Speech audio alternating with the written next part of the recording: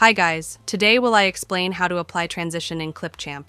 This process is really simple and easy. The first thing is open the application and import your video on which you want to apply the transition by clicking on the option Import Media and import your video.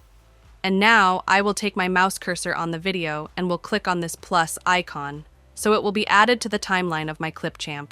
Now, in order to apply transition, first thing you have to do is you have to cut that part, because you can apply transition on two parts, not on a single part. So just for example, I want to apply transition here. So first, I will separate this part. And as you can see, this part has been separated. Now, in order to apply transition, you can see the option of plus. But if you did not see it, then take a look on the left side of your computer screen. You will see multiple options from these. You have to select the option transition, and you will see multiple transitions which you can apply on your video. So just from showing you, I will add this one. So I will take and paste between the two parts.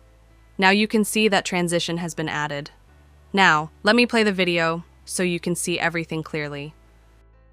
As you can see, the transition is working perfectly, and it was the way by which you can apply transition in Clipchamp.